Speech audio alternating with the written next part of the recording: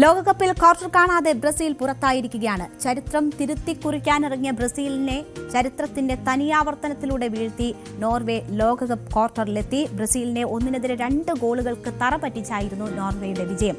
നോർവേക്ക് വേണ്ടി 79-ാം മിനിറ്റിലും 90-ാം മിനിറ്റിലും Erling ഹാലണ്ടാണ് goal നേടിയത്. 1998 ലോകകപ്പിലും ബ്രസീലിനെ Norway 2-1 തോൽപ്പിച്ചത്.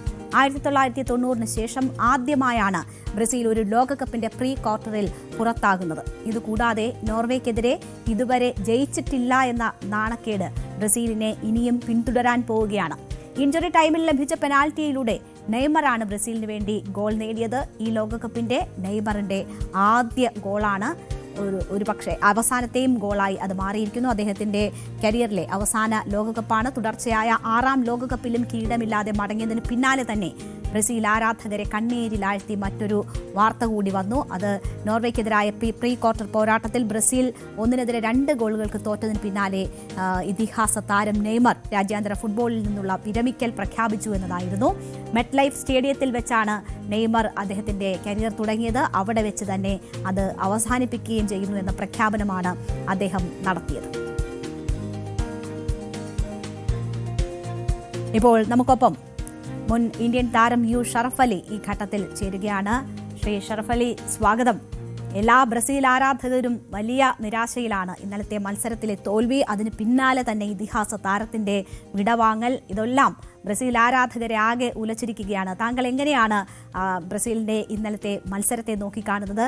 ഒപ്പം നെയ്മർ എന്ന ഇതിഹാസ താരത്തിന്റെ വിടവിനെ എങ്ങനെ കാണും? തീർച്ചയായിട്ടും ബ്രസീൽ ആരാധകരെ സംബന്ധിച്ചിടത്തോളം 2 കാരണങ്ങളാൽ വലിയ നിരാശ വന്നിട്ടുണ്ട്. ഇന്നലത്തെ പരാജയം, നോർവേയുമായിട്ടുള്ള പരാജയം 1, 2 നെയ്മറിന്റെ വിരമിക്കൽ പ്രഖ്യാപനം. പക്ഷെ കളി വിലയിരുത്തുമ്പോൾ നോർവേ അർഹിക്കുന്ന വിജയം തന്നെയാണ് കരസ്ഥമാക്കിയതെന്ന് പറയാൻ പറ്റുമെങ്കിലും ബ്രസീലിന്റെ ആരാധകരെ സംബന്ധിച്ചിടത്തോളം വലിയ വിഷമമുണ്ട് എന്നുള്ളതാണ് സത്യം. വിചാരിച്ച രീതിയിലുള്ളൊരു പ്രകടനം ബ്രസീലിന്റെ ഭാഗത്തുനിന്ന് കണ്ടിട്ടില്ല എന്നുള്ളത്. ഇന്നലെ ആദ്യം കിട്ടിയ പെനാൽറ്റി ഗോൾ കീപ്പർ സേവ് ചെയ്തു എന്നുള്ളതാണ് കളിയിലെ ഏറ്റവും വലിയ ടേണിംഗ് പോയിന്റ്. ഒരുപക്ഷെ അത് ഗോളാവുകയും ബ്രസീലിന് ലീഡ് കിട്ടുകയും ചെയ്തിരുന്നുവെങ്കിൽ കളിയുടെ ഗതി മറ്റൊന്നാവുമായിരുന്നു എന്ന് വിശ്വസിക്കുന്നതാണ്. ഇലാന്റെ 2 ഗോളുകൾ മികച്ച മികച്ച ഗോളുകൾ, അത് പറയാതിരിക്കാൻ നിവൃത്തിയില്ല. ഈ പ്രായത്തിലും അദ്ദേഹം നേടിയിട്ടുള്ള 2 ഗോളുകൾ, മികച്ച ഗോൾ, കിട്ടിയ 2 അവസരം അദ്ദേഹം ശരിക്കും മുതലെടുത്തു എന്ന് പറയേണ്ടിയിരിക്കും. ഒരുപക്ഷെ അത്തരത്തിലുള്ള അവസരങ്ങളൊക്കെ ബ്രസീൽ താരങ്ങൾക്ക് ലഭിച്ചിരുന്നു. അത് ഗോളാക്കി മാറ്റാൻ സാധിക്കാത്തതും പരാജയത്തിന് ഒരു കാരണമായി എന്ന് തന്നെയാണ് എനിക്ക് തോന്നുന്നത്. ഒപ്പം റൊണാൾഡോ ഇന്ന് ഇറങ്ങാൻ പോവുകയാണ്. പോർച്ചുഗലിനെ സംബന്ധിച്ചുള്ള സാധ്യതകളെ താങ്കൾ എങ്ങനെയാണ് കാണുന്നത്? ഇന്നലെ അതിനു മുൻപ് ഒരു പ്രഖ്യാപനം അദ്ദേഹം നടത്തിയിട്ടുണ്ട്. ഇത് തന്റെ അവസാന ലോകകപ്പായിരിക്കുമെന്നൊരു പ്രഖ്യാപനമാണ് ക്രിസ്ത്യാനോ റൊണാൾഡോ നടത്തുന്നത്. പോർച്ചുഗൽ ആരാധകരെ സംബന്ധിച്ച് അത് വിഷമമുണ്ടാക്കുന്ന കാര്യമാണ്.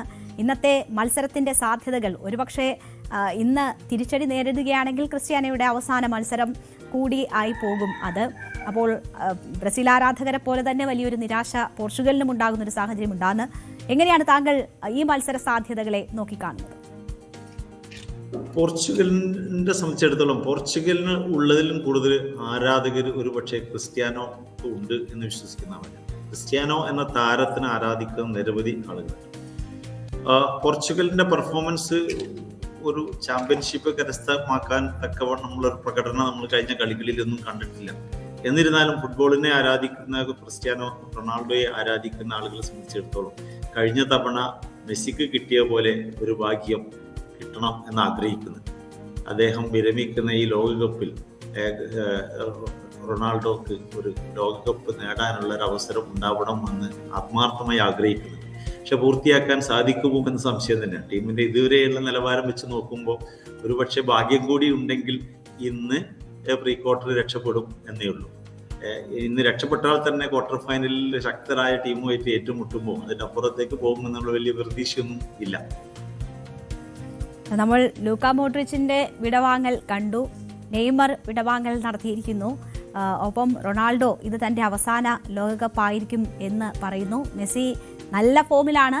അദ്ദേഹം ഒരു തുടർച്ച, അത് നമുക്ക് ഉറപ്പ് പറയാൻ പറ്റാത്തൊരു സാഹചര്യം. ഇതിഹാസ താരങ്ങൾ എല്ലാവരും കൂട്ടത്തോടെ വിരമിക്കുന്ന ഒരു ലോകകപ്പായി ഇത് മാറുകയാണ്. ഫുട്ബോൾ ആരാധകരെ സംബന്ധിച്ച് അവരുടെ കാത്തിരിപ്പ് ഈ താരങ്ങളുടെ പെർഫോമൻസ് കാണുന്നതിന് വേണ്ടിയാണ് അവർ ഓരോ ലോകകപ്പും കാത്തിരിക്കുന്നത്. അപ്പോൾ ആ ഇതിഹാസ താരങ്ങൾ അവരുണ്ടാക്കാൻ പോകുന്ന ഒരു വിടവ് അതിനെ എങ്ങനെ കാണുന്നു? ഇങ്ങനെ ഒരു സാഹചര്യം ഇതിനു മുൻപുണ്ടായിട്ടുണ്ടോ, ഇത്രയധികം താരങ്ങളുടെ ഒരുമിച്ചുള്ളൊരു വിടവാങ്ങൽ ലോകകപ്പ് എന്നത്? തീർച്ചയായിട്ടും ഇല്ല എന്ന് തന്നെ പറയേണ്ടിയിരിക്കും. നമ്മളിപ്പോൾ ലോകകപ്പൊക്കെ നമ്മുടെ ടി വിയിലൊക്കെ നമ്മുടെ നാടുകളിൽ കാണാൻ തുടങ്ങിയിട്ട് ഇപ്പോൾ 2002 ശേഷം ഒക്കെയാണ് വ്യക്തമായിട്ട് എല്ലാവരും വിശദമായിട്ട് കാണാനും ആസ്വദിക്കാനും തുടങ്ങി. അതിനുശേഷം ആദ്യമായിട്ടാണ് ഒരു ലോകകപ്പിൽ നിന്ന് ഇത്രയധികം ലോകോത്തര താരങ്ങൾ വിരമിച്ചു പോകുന്നത് എന്ന് എനിക്ക് തോന്നി. പിന്നെ വിരമിക്കുമ്പോൾ ഏതെങ്കിലും ഒരു ടീമല്ലേ വിൻ ചെയ്യുള്ളൂ, അതിലെ സ്റ്റാറിന് മാത്രമേ സ്റ്റാർ വാല്യൂ തന്നെ ലഭിക്കുകയുള്ളൂ. ഇപ്പോൾ കഴിഞ്ഞ തവണ മെസ്സിക്ക് കിട്ടി, എംബാപ്പെ ഫൈനലിൽ പരാജയപ്പെട്ടു. ഇത്തവണ നേരത്തെ നിങ്ങൾ സൂചിപ്പിച്ച ബ്രസീൽ പുറത്തായി, നെയ്മർ വിരമിച്ചു. അതുപോലെ തന്നെ പിന്നെ ഇത്തവണ റൊണാൾഡോ കളിക്കാൻ പോകുന്നത്. റൊണാൾഡോ ഇന്ന് ജയിച്ചാൽ തന്നെ അടുത്ത മത്സരത്തിലും നമുക്ക് വലിയ പ്രതീക്ഷയൊന്നുമില്ല. അതിൻ്റെ അപ്പുറത്തേക്ക് സ്പെയിനുമായിട്ടൊക്കെയാണ് മത്സരിക്കാൻ സാധ്യത ഉണ്ട് എന്നുള്ളത് കൊണ്ട് വലിയ പ്രതീക്ഷയൊന്നും നമുക്കില്ല.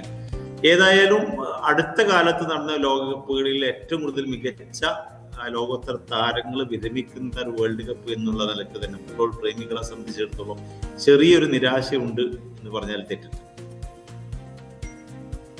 തീർച്ചയായും. എന്തായാലും ഇന്ന് റൊണാൾഡോയുടെ മത്സരം അദ്ദേഹം തന്നെ സൂചിപ്പിച്ചു, റൊണാൾഡോയ്ക്ക് ഒരു കപ്പ് എന്ന ആഗ്രഹം സൂചിപ്പിച്ചു. എന്തായാലും റൊണാൾഡോയുടെ ആരാധകരെല്ലാം അത് കാത്തിരിക്കുകയാണ്. വളരെ നന്ദി ശ്രീ അഷ്റഫ് അലി ഈ അവസരത്തിൽ ഞങ്ങളോട് സഹകരിച്ചതിന്. അപ്പോൾ ആരാധകരെല്ലാം കാത്തിരിക്കുകയാണ്. ഇപ്പോൾ ബ്രസീൽ ആരാധകർ കൂടി റൊണാൾഡോയ്ക്ക് വേണ്ടി പ്രാർത്ഥിക്കുന്നു, അല്ലെങ്കിൽ അത് ആഗ്രഹിക്കുന്നു എന്നതാണ് നമ്മൾ കണ്ടുകൊണ്ടിരിക്കുന്നത്. അപ്പോൾ എന്തായാലും കാത്തിരിക്കാം മത്സരത്തിൻ്റെ ഫലത്തിനായി. സ്പെയിനാണ് ശക്തരായ എതിരാളികളാണ്. റൊണാൾഡോ അതിജീവിക്കുമോ എന്നത് കാത്തിരിക്കാം. എന്തായാലും ഇതിഹാസ താരങ്ങളുടെ പടിയിറക്കം ഓരോ ആരാധകരെയും സംബന്ധിച്ച് വലിയ നിരാശയാണ്. അവർ അർഹിക്കുന്ന തരത്തിലുള്ളൊരു യാത്രയയപ്പ് ലഭിക്കട്ടെ എന്നതാണ് നമുക്ക് പ്രാർത്ഥിക്കാനുള്ളത്. എന്തായാലും നമ്മുടെ സമയം ഇന്നിവിടെ അവസാനിക്കുകയാണ്. ഇടവേളയ്ക്ക് ശേഷം ലൈവ് അറ്റ് 6 കാണാം. എല്ലാ പ്രേക്ഷകർക്കും നന്ദി. കൂടുതൽ വാർത്തകൾക്ക് News 18 Keralam YouTube channel subscribe ചെയ്യുക.